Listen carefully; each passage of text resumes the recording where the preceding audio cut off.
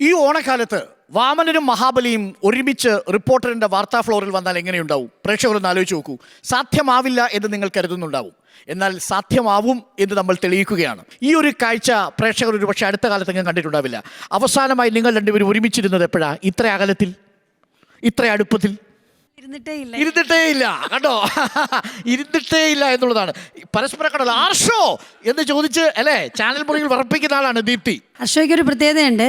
ഞങ്ങൾ രണ്ടുപേരും ഒരു കോളേജിലാണ് പഠിച്ചത്. ആണോ? ഒരേ കോളേജിലെ ആൾക്കാരാണോ? പക്ഷെ ഒരേ കാലഘട്ടത്തിലല്ല. അല്ലല്ലോ, ഒരിക്കലും അല്ല, ഒരിക്കലും അല്ല. ഏത് കോളേജ് അത്? മഹാരാജ് കോളേജ്. ആ കോളേജിൽ അങ്ങനെ തന്നെ വേണം. മഹാരാജാസ് കോളേജിലാണ് രണ്ടുപേരും. ഗംഭീര കോളേജിൽ പഠിച്ച രണ്ടുപേരും അല്ലേ? ഏത് കാലഘട്ടത്തിലാണ്? വേണ്ട കാലഘട്ടം പറയണ്ട. സെന്റ് ജോർജ് കോളേജിലെ സഹപ്രവർത്തകരാണല്ലോ, ഒരു തലമുറയ്ക്കപ്പുറം അല്ലേ? അപ്പോ ദീപ്തി, എങ്ങനെയുണ്ട് ഓണമൊക്കെ? ഓണം വളരെ സന്തോഷകരമാണ് എല്ലാ കാലഘട്ടത്തിലും. പക്ഷെ നമുക്ക് ആകെ ഒരു സങ്കടമുള്ളത് ഇപ്രാവശ്യമുള്ള വയനാട് എന്ന് പറയുന്ന ഒരു പ്രശ്നം നമുക്കുണ്ട് എന്നുള്ളതാണ്. അത് നമ്മൾ എടുത്തു തന്നെ പറയണം. എല്ലാവരും രാഷ്ട്രീയ കക്ഷി ഭേദമന്യേ വയനാട്ടിൽ എല്ലാവരുടെയും ഒരു സാന്നിധ്യം ഉണ്ടായിരുന്നു. DYFI, youth Congress, Yuva Morcha, BJP, Congress, CPM, youth league, then MSF അല്ലേ, ഒരുപാട് പേര് എല്ലാവരും ഒരുമിച്ച് നിന്നൊരു സമയമാണത്. അതുകൊണ്ട് തന്നെയാണ് ഈ കാഴ്ച പ്രേക്ഷകർക്ക് നമ്മൾ ഒരുക്കുന്നത്. കേരളത്തിലെ ഇങ്ങനെ ഒരു കാഴ്ച സാധ്യമാവും. ശരിയല്ലേ ദീപ്തി? അല്ല, അതിൻ്റെ അകത്തൊരു വലിയൊരു പ്രത്യേകതയുള്ളത്, ഒരു പ്രശ്നം വരുമ്പോൾ എല്ലാവരും ഒരുമിച്ച് നിൽക്കുന്നു എന്നുള്ള മനോഹരമായ ഒരു കാഴ്ച കേരളത്തിലുണ്ട്. ഓണവുമായി ബന്ധപ്പെട്ട് നമ്മൾ പറഞ്ഞാൽ ആ മനോഹരമായ കാഴ്ച നമ്മളിവിടെ എടുത്തു പറയേണ്ട ഒരു കാര്യമാണ്. ഈ ദീപ്തിക്ക് ചാനൽ ചർച്ചകളിൽ ഇരിക്കുന്ന കൂട്ടത്തിൽ ഏറ്റവും കൂടുതൽ ഭയം ആരെയാണ്? അഥവാ ഏറ്റവും കൂടുതൽ ടെൻഷൻ ആര് വരുമ്പോഴാണ്? ഓപ്പോസിറ്റ് തുറന്നു പറഞ്ഞാൽ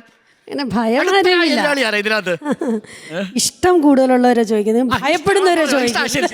ഏറ്റവും കൂടുതൽ ഇഷ്ടം കൂടുതലുള്ളത് ആരായിരിക്കും? എനിക്ക് ഗോപാലകൃഷ്ണൻ ഏറ്റവും പൊളിച്ചു, ഗംഭീരമായി. ഇത് ട്രോളാ.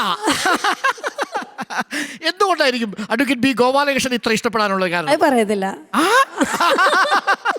തുറന്നു പറയാൻ പറ്റാത്ത ഇഷ്ടമൊന്നും അല്ലല്ലോ അല്ലേ? പ്രേക്ഷകരെ സംശയിക്കും. സൗന്ദര്യം ഇഷ്ടമാണ്. രാഹുൽ മാങ്കൂട്ടത്തിൽ, അബിൻ വർക്കിയൊക്കെ ഇരുത്തിയിട്ടാണ് നിങ്ങൾ ഈ പറയുന്നത്. രാഹുൽ മാങ്കൂട്ടത്തിലാണെങ്കിൽ ആ സൗന്ദര്യത്തിന്റെ കാര്യത്തിൽ പ്രത്യേക കൺസിഡറേഷൻ ഉള്ള ആളാണ്. രാഹുൽ എന്നൊക്കെ പറഞ്ഞാലും കുറച്ച് യുവനാണല്ലോ, യുവാവല്ലേ, ഇഷ്ടപ്പെട്ടിട്ട് കാര്യമില്ല. അതെനിക്ക് ഇഷ്ടപ്പെട്ടു. അത് വളരെ സർപ്രൈസ് എലമെന്റ് ആയിപ്പോയി. അപ്പോൾ എനിക്കൊന്ന് ബി ഗോപാലകൃഷ്ണന്റെ ഒരു രീതിയും ശൈലിയും ഒക്കെ ഒരുപാട് പേർക്ക് ഇഷ്ടം അല്ലേ? അതാണോ? അതെനിക്കറിയത്തില്ല. അതറിയത്തില്ല. പക്ഷെ ബി ഗോപാലകൃഷ്ണനെ പൊതുവേ ഈ ഇരിക്കുന്ന ചർച്ച ചെയ്യാൻ വന്നാൽ ബി ഗോപാലകൃഷ്ണൻ ഇഷ്ടമാണ് അല്ലേ? ഒരാളെ പറഞ്ഞാൽ വേണമെങ്കിൽ നമുക്ക് പറയാവുന്ന ഒരാളാണ്, പറയാൻ പറ്റുന്ന ഒരാളാണ്. ഈ ചാനൽ ചർച്ചയിലൊക്കെ പോകുന്ന സമയത്ത് ഒരുപാട് പ്രിപ്പറേഷൻ ഒക്കെ എടുത്തിട്ടാണോ പോകുന്നത്? ഇല്ല, അത് ഞങ്ങളുടെ അങ്ങനെ വ്യക്തിപരമായിട്ടുള്ള ഒരു ഇതല്ല, പക്ഷേ ഒരു കൂട്ടായിട്ടുള്ള ഒരു തർക്കിക്കുന്ന സമയത്ത് അല്ലെങ്കിൽ എസ് കെ സജീഷോ ഹർഷയൊക്കെ നിങ്ങളെപ്പോലെ പഠിച്ചിട്ടായിരിക്കുമല്ലോ വന്നിരിക്കുന്നത്. പേജുകളൊക്കെ മറിച്ചിട്ട് ഇങ്ങനെ കൗണ്ടർ വരും എന്ന് ഭയന്നെപ്പോഴെങ്കിലും ചില ചോദ്യങ്ങൾ വേണ്ടെന്ന് വെച്ചിട്ടുണ്ടോ? അല്ല, അതിൻ്റെ അകത്തൊരു ഭയമല്ല. ആക്ച്വലി അതൊരു രസകരമായ ഒരു സമയമാണ്. ചാനൽ ചർച്ചയിൽ ഇരിക്കുക എന്ന് പറയുമ്പോൾ നമ്മുടെ ആശയം നമുക്കറിയാമല്ലോ, നമ്മൾക്ക് എന്താണ് പറയേണ്ടത് എന്നുള്ളത്.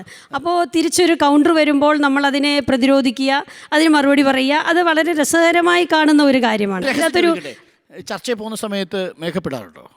ഞാൻ എല്ലാ സമയത്തും അത്യാവശ്യം ഭംഗിയായി നടക്കണം എന്ന് ആഗ്രഹിക്കുന്ന ഒരാളാണ്.